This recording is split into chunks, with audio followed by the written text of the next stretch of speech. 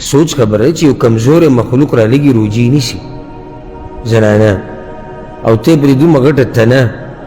او دومره ګټ زور سره ته شپږ روجي نیسي ته ووایم چې دا روجه ګورې صرف د ابۍ او د ترور دپاره نه ده ګورې زموږ د پښتنو دا ښځې وقف کړي دي روجو ته نفلي روجو ته زما د ابۍ روجه ده او زما د مور روجه ده د شوال دا شپږ روجي چې دي دا پرله پسې نیوه غواړي که نه دا جدا جدا هم نیوی شي ورسره دا چې دا په اختر د دویمې نه شروع کول غواړي لازم که نه وروسته لیټ کولی هم شي نو جواب د دې مسلې هغه دا دی غوره طریقه دا ده غوره او چې کله هم زه په خبرو کې دا ویم چې غوره طریقه دا ده نو بیا به دغه بله طریقه هم جایز وي چې کله غوره وویلی شي نو د دې په مقابل کې بله طریقه به څه هغه به جایز وي خو دا به ترې غوره غوره طریقه دا ده چې د شوال د میاشتې د شپږ روجې دا د دویم اختر نه سړی شروع کړي د دویمې ورځې نه او یا د اختر نه بعد یې شروع کړي اختر دویم هم په دې وي ځکه چې په اوله ورځ روجه نیوه دا حرام دي دې باره کې ښه صحیح حدیث کې راغلي ښه واضحه چې په دې ورځ روجه نیوه هغه حرام دي ځکه چې اختر دی د خوشحالۍ ورځ ده او بله دا ده چې د دې بوزي او د روجې په منځ کې فرق راشي نو که چېرته متصل موږ د اختر په ورځ هم روجې نیسو نو بیا هغه فرق هغه یو کتونکي ته نه واضحه کېږي نو غوره خو دا ده چې یا د اختر د دویمې نه شروع که یا یې اختر پسې شروع که ډېرو علماو دې ته غوره ویلي دي وجه دا ده ځکه چې حدیث کې دا راځي چې پیغمبر صلی الله علیه وسلم وایي چا چې د رمضان د میاشتې روجې ونیوي ثم اتبعه او بیا ورپسې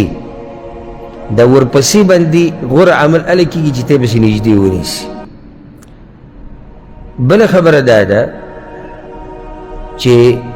قرآن کې الله ځای په ځای دا خبره کړې ده چې تادیو کوي د نیکیانو طرف ته الله وایي سورة آل عمران کې وسارعوا الى مغفرة من ربکم وجنه تادیو کوي د خپل رب د بخانې طرف ته او د جنت طرف ته چې د هغې پلنوالی هغه د ځمکې او د اسمانونو په اندازه دی سورة المائده کې الله وایي فاستبقوا الخیرات نیکیانو کې د یو بل نه مخکې شئ سورة طه کې راځي کله چې موسی علیه السلام لاړ د الله سره ملاقات ته کوی تور طرف ته نو د خپل وخت نه مخکې لاړ الله دې تپوس کو نو هغه وایي وعجلت الیک ربي لترضا یا الله تادي مې وکړه په راتلو کې چې ته رانه راضي شي نو په نیکیانو کې خلک تادي کوي په نیکیانو کې خلک سبا بل سبا نه کوي بله خبره دا ده چې د حالاتو هم پته نه لګي او د ټول نه غټه خبره چې د هغې پته نه لګي هغه مرګ دی نو کیدای شي مرګ راشي کیدای شي بیمار شي کیدای شي مصروفه شي کیدای شي په سفر لاړ شي نو ډېرې خبرې راتلی شي نو ځکه غوره دا ده چې ته یې نږدې وخت کې ونیسي بله خبره دا ده چې د رمضان په دې میاشت پسې دا شپږ روجې داسې دي لکه ته چې فرض مانځه پسې سنت کې نو ته چې څنګه فرض منځو کې بیا پسې سنت کې وخت پکې نه اړی ډېر نو دغه شان په دې کې وخت اړول هغه نه دي پکار دا غوره طریقه ده نور دا جایز دي چې یو سړی دا روجې لیټ کې وروسته ونیسي د میاشت په منځ کې یا په آخره کې بله دا یاده کوي دا هم جایز دي چې دا روجې ته په جدا جدا ورځو کې ونیسي لازم نه چې دا پرله پسې نیسي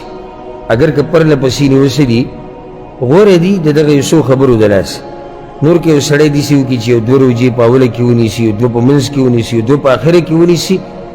نو هم دا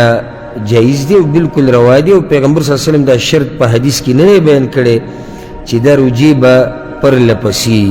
خو پرله پسې نیوه په روجې پسې نږدې نیوه رمضان پسې دا غوره طریقه ده ځکه چې دغه وخت کې سړی د روجو سره عادت ومي نو چې روجو سره عادت وي نو دا روجې په اسانه بیا نیوی شي چې څومره پکې وخت اوړي نو هغه عادت ستا کمزوری کېږي نو بیا به درته روجې نیوه هغه ګرانې شي والله اعلم یو نقصان پکې موږ دا هم لیدلی دی په دې لیټ کولو کې چې د سبا بل سبا کې سړی پاتې شي دسم کی سبا بل او بل او بل ابتکی او بس د میاشت په اخره کې ورځې خو لا شتي میاشت ختمه شوې خو نه ده په دې قصو کې د ده نه هغه میاشت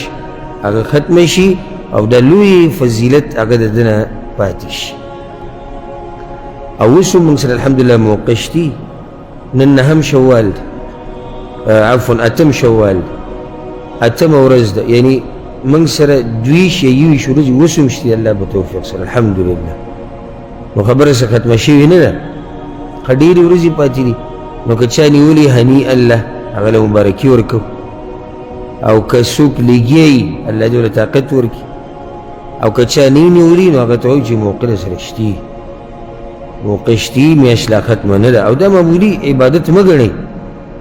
لکه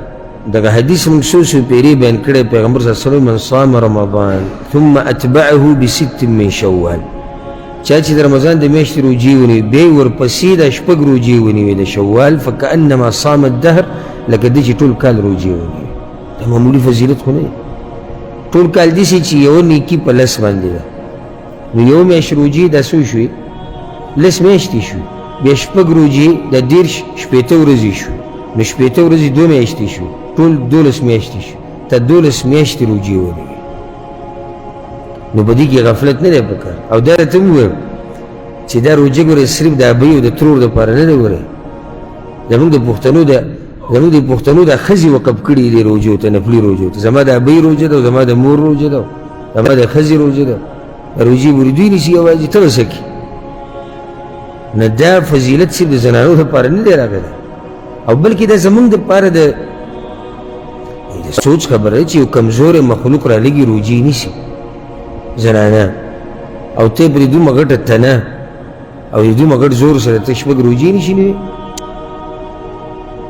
نو چې چا نه دي نیولي او اراده یې ده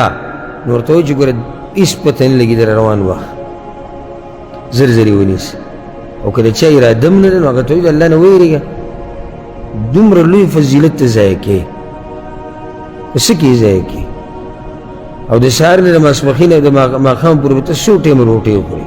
او څومره اوبه به څکي دا د الله دپاره سړی نه شي بندولی څو ورځې بندولی شي خو چې کله یو سړی کوشش وکړي او ګوره څوک چې هم کوشش کوي الله یې ورته اسانوي الله یې ورته اسانوي دا چې څوک یې نه نیسي که نه ده ته الله ګراني کړي دي دله توفیق ده ته نه میلاوي ده ته یو لوی غره ښکاري حالانکه روژه نیول څوم نه ښه اسان کار دی خو د الله په توفیق سره چې څوک یې نیسي الله یې ورته اسانوي